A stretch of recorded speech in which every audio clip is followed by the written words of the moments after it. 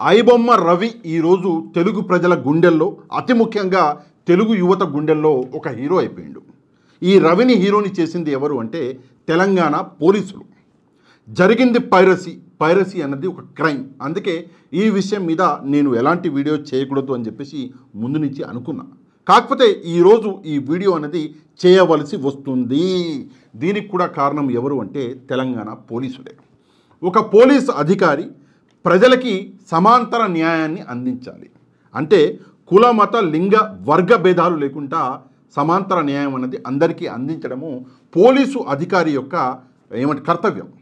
కాకపోతే తెలంగాణలో కేవలం డబ్బున్న వాళ్ళకే న్యాయం అందుతుంది అన్నది ఈరోజు బయటికి కనిపిస్తుంది. ఈ ఐబొమ్మ రవి అనేటటువంటి ఈ కేసులో క్లారిటీగా కనిపించేది ఇదే. నీ దగ్గర డబ్బులు ఉంటే నీకు న్యాయం ఆటోమేటిక్గా వస్తుంది, నీ ఇంటికే నడుచుకుంటూ వస్తుంది. కానీ నువ్వు పేదవాడివైతే నీ దగ్గరికి న్యాయం బై మిస్టేక్గా కూడా రాదు. అదే ఈరోజు తెలుస్తుంది. నేను సజ్జనార్ గారి గురించి ఒక విషయం చెప్పాలి. ఏంటి అంటే సజ్జనార్ గారు అంటే నాకు చాలా ఇష్టం. ఇది నిజం. మీలో ఎవరన్నా నా ట్విట్టర్ హ్యాండిల్ అనేది యూజ్ చేస్తే ఒకసారి నా ట్విట్టర్కి వెళ్ళి చూడండి. సజ్జనార్ గారు హైదరాబాద్ కమిషనర్గా అపాయింట్ అయిన రోజు, ఛార్జ్ తీసుకున్న రోజు నేను ఒక ట్వీట్ పెట్టా, ద టైగర్ ఈజ్ బ్యాక్ అని చెప్పేసి. నాకు అంత ఇష్టం ఆయన అంటే. కాకపోతే ఈరోజు సజ్జనార్ గారు చేస్తున్నటువంటి పని చూసి నిజంగా నేనే షాక్ అయిపోయినా. సజ్జనార్ గారికి మీడియాలో ఉండటము, సెలబ్రిటీస్తో కూర్చోవడము అంటే ఇంత ఇష్టం అని చెప్పేసి నాకు తెలియదు. న్యూస్ పేపర్లలో రావడము అంటే ఇంత ఇష్టం అని చెప్పేసి నాకు తెలియదు. ఎందుకు నేను ఇంతలా బాధపడుతున్నా అంటే సజ్జనార్ గారు రోగిని చంపుతున్నారు, రోగాన్ని కాదు. జనరల్గా సమాజానికి పట్టినటువంటి రోగాన్ని చంపాలి, ఆటోమేటిక్గా రోగి అనేవాడు కరెక్ట్ అయిపోతాడు. కానీ ఈరోజు రోగిని చంపి రోగాన్ని వదిలేస్తున్నాడు. ఐబొమ్మ రవి అన్నటువంటి ఒక క్యాండిడేట్ని పట్టుకుంటే మొత్తము పైరసీ అన్నది ఆగిపోద్ది అనుకోవడము మూర్ఖత్వం. అట్లా పట్టుకున్నారు. మళ్ళీ ఐబొమ్మ 1, 2, 3 అని చెప్పేసి మళ్ళీ వెబ్సైట్లు స్టార్ట్ అయినాయి. అంటే నేనైతే చూడలేదు, కొంతమంది చెప్తున్నారు. అట్లాంటప్పుడు మీరు సొసైటీ నుంచి పైరసీని తీసేయలేదు. మరి పైరసీని తీసేయడానికి ఏం చేయాలంటే సమన్యాయం చేయాలి. కేవలం సెలబ్రిటీస్తో కూర్చుంటాను, సెలబ్రిటీస్తో ఏదో మీడియా కాన్ఫరెన్స్ చేస్తాను, వాళ్ళతో ఫోటోలు దిగుతాను, ఆ ఫోటోలను న్యూస్ పేపర్లో వేస్తాను అంటే అది సమాంతర న్యాయం కాదు. దయచేసి ఒకసారి ఆలోచించండి. ఈ పైరసీ అన్నది పూర్తిగా నిర్మూలించాలి అంటే దీనికి ఒకటే ఒక మార్గము.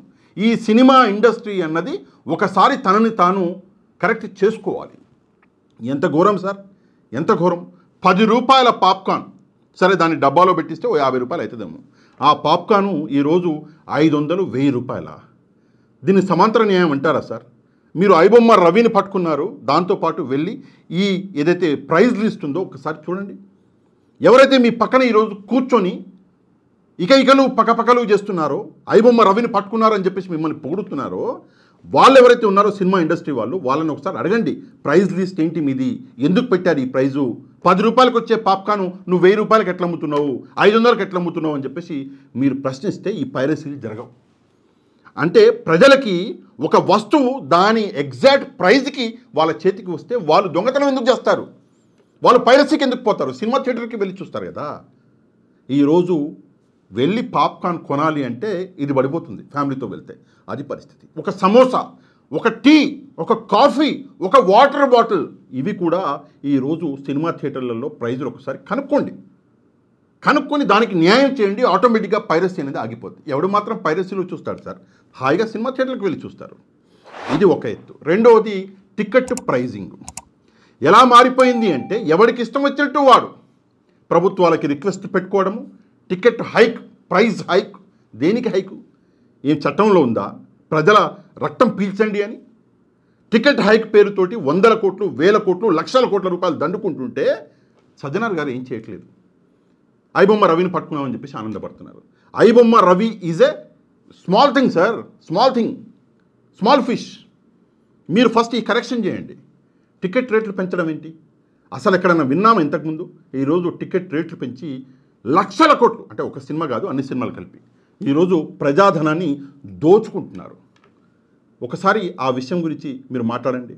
ఆ విషయం మీద ఒకసారి యాక్షన్ తీసుకోండి. బెనిఫిట్ షోలు నిజంగా ఏ రోజు వినలేదు. బెనిఫిట్ షో పేరు మీద ఒక రోజు ముందు ఒక షో ముందు పెట్టుకొని ఆ షోకి ఎంత మనసులోకి వస్తే అంత ప్రైజ్ పెట్టి టికెట్ ప్రైజు అమ్ముతున్నారు. బెనిఫిట్ షో ఆ బెనిఫిట్స్ వాళ్ళని ఆపండి. ఒకవేళ పెట్టుకుంటే ప్రైస్ రెగ్యులేషన్ ఉంటుంది, మీరు సాధారణ ప్రైస్ కంటే తక్కువలో పెట్టండి, బెనిఫిట్ షో అని పెట్టండి. ఎవడు బెనిఫిట్ షో పెట్టాడు. మీ ప్రైజు టికెట్ రేటు 100 రూపాయలు అయితే బెనిఫిట్ షో పెడితే 50 రూపాయలకే పెట్టాలి అని రూల్ ఒకటి తీసుకురండి. ఎవడు కూడా బెనిఫిట్ షో అడగడు ప్రభుత్వాన్ని, ఎవడు పెట్టాడు. ఎందుకు మా బొక్క 50 రూపాయలకే టికెట్ అని చెప్పేసి. ఆ పని చేయగలరా? ఒకసారి ఆలోచించాలి. అంటే ఒక వస్తువు యొక్క ధర అన్నది దాని తయారీని బట్టి ఉంటుంది. అది సామాన్య ధర్మం, వ్యాపార ధర్మం, అది ప్రతి ఒక్కరు చెప్తారు.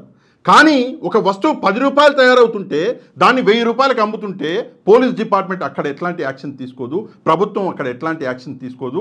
ఎంత మీరు తింటే అంత తినండి అని చెప్పేసి వైట్ కాలర్ వాళ్ళు ఈరోజు పెద్ద పెద్ద కార్లలో వచ్చి మీ పక్కన కూర్చుంటే వాళ్ళు మంచోళ్ళు. ఈరోజు ఒక వ్యక్తి ఇవన్నీ చూసి ఆ పని చేసినందుకు వాడు హీరో అయిపోయింది ప్రజల్లో. అంటే పైరసీ చేసిన వాడు, తప్పు చేసిన వాడు, ఒక దొంగ ఈరోజు హీరో అయిండు. మీ వల్ల మీరే వాడిని హీరోని చేశారు. సింపుల్గా చెప్పనా, రవి ఈరోజు రాబిన్ హుడ్ అయిపోయాడు. అది మీ పుణ్యమా అని. సివి ఆనంద్ గారు ఈ కేసు మీద ఆల్రెడీ సగం కష్టపడ్డ వాళ్ళే, మీకు తెలుసు. దాని తర్వాత మీరు వచ్చారు, మీరు మిగతా కష్టపడ్డారు. నిజంగా ఐబొమ్మ రవిని మీరు పట్టుకున్నారా అంటే మార్కెట్లో కొంతమంది కాదు ఐబొమ్మ రవిని వాళ్ళు పట్టుకోలేదు, ఐబొమ్మ రవి భార్య, ఐబొమ్మ రవికి ఇద్దరి మధ్యలో ఏదో గొడవ జరిగితే భార్య పట్టించింది. సరే, ఎవరు పట్టిస్తే ఏంది, పట్టుకున్నారుగా. దాని క్రెడిట్ సివి ఆనంద్ గారికి ఇచ్చినా మీకు ఇచ్చినా సరే, అది వేరే విషయం. కానీ కేవలం సగం న్యాయం చేస్తాను అంటే ఎట్లా సార్? పూర్తి న్యాయం చేయండి. సినిమాలు మీరు తీయాలంటే ఈ రూల్స్ పాటించాలి అని చెప్పేసి కొన్ని రూల్స్ పెట్టండి. పక్క రాష్ట్రం ఆంధ్రప్రదేశ్లో జగన్మోహన్ రెడ్డి అనేటటువంటి ఒక ముఖ్యమంత్రి పెట్టాడు. మన రాష్ట్రంలో ఎందుకు పెట్టకూడదు? తెలంగాణలో ఎందుకు పెట్టకూడదు? దయచేసి ఒకసారి ఆలోచించండి. నేను తెలంగాణ మన సజ్జనార్ గారికి చెప్తున్నా, ఆంధ్రప్రదేశ్లో పెట్టారు పూర్వం, ఈరోజు మళ్ళీ ఆంధ్రప్రదేశ్లో ఎందుకు పెట్టకూడదు? ఈరోజు తెలంగాణలో ఎందుకు పెట్టకూడదు? భారతదేశంలో ఎందుకు రాకూడదు? ఇది వచ్చిన రోజు అన్నీ సెట్ అవుతాయి.